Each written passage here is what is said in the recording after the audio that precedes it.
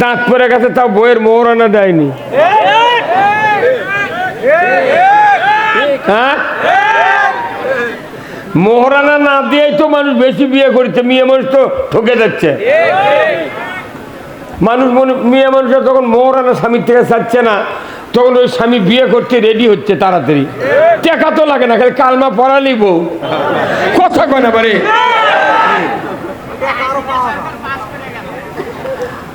আল্লাহ রসুল যে স্বামী ছিলেন, তিনি পৃথিবীর সফল শ্রেষ্ঠ স্বামী। তিনি ছিলেন শ্রেষ্ঠ বাবা, শ্রেষ্ঠ নানা, তিনি ছিলেন শ্রেষ্ঠ যোদ্ধা, শ্রেষ্ঠ সেনাপতি, শ্রেষ্ঠ ইমাম। জোরে কোন আল্লাহু আকবার। উনি যে মসজিদে ইমামতি করেছেন 10 বছর, সেই মসজিদে ওনার বরকতে কিয়ামত পর্যন্ত 1 রাকাত নামাজ পড়লে 50,000 রাকাতের সওয়াব আছে। কি এইরকম মসজিদ কোনটি? হ্যাঁ, এই মসজিদে নামাজ পড়লে এত সওয়াব হলো, কারণ কি?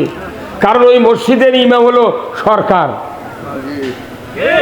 রসুল ছিলেন সরকার, সরকার নবী রসুল, তিনি একজন শাসক।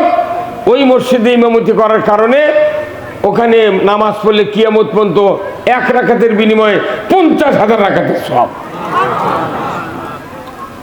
আর আমাদের মসজিদে 27 গুণ সওয়াব। রসুলের হাদিস আছে যে জামাতে নামাজ পড়লে 27 গুণ সওয়াব। তারই ভেতর মনে করেন মাথার টুপি লাগবি, পাগড়ি লাগবি, দাড়ি লাগবি, নেস পোশাক লাগবি, টাকনুর উপর লুঙ্গি পায়জামা থাকা লাগবি, সূরা কারাত ভালো হওয়া লাগবি, ওযু ভালো হওয়া লাগবি।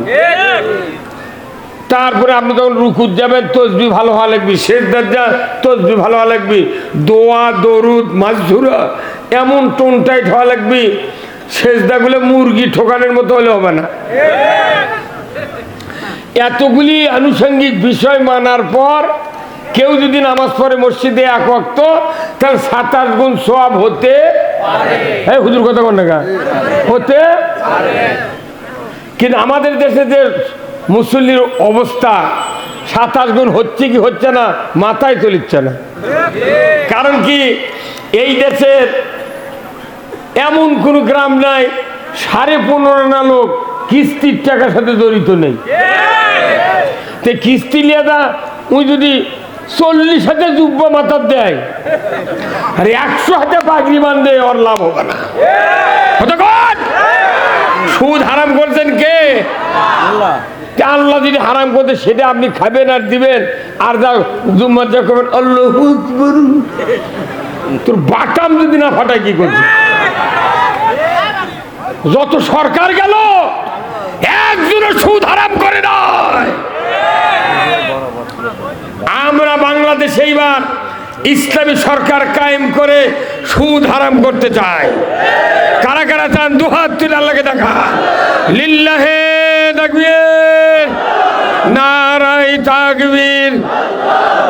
আল কোরআনের আলো, আল কোরআনের আলো, দুনিয়ার মুসলিম, বাংলার মুসলিম, বগুড়ার মুসলিম, সদরের মুসলিম, লাহিড়িপাড়ার মুসলিম, দুবারিয়ার মুসলিম, মাহফিলের মুসলিম।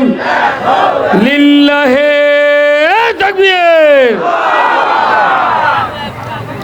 সারা বাংলাদেশের সব মুসলমান এইভাবে স্লোগান দেবে, জুম্মার থেকে শুরু করে সভা সমিতি, হাট বাজার, রাস্তাঘাট, আমাদের কোনো দাবি নয়, ইসলাম চাই। তোমার ভাতত বাগুন দিয়ে লেখা ইয়ে করে খাচ্ছে নাকি? তুমি রাজনীতি করবে, আমিও করবো। তুমি রাজনীতি করে মাথা মারবে আর আমার কবে না তুই ওগুলো করিস না, কে তোর ভাতত বাগুন দিছে? হ্যাঁ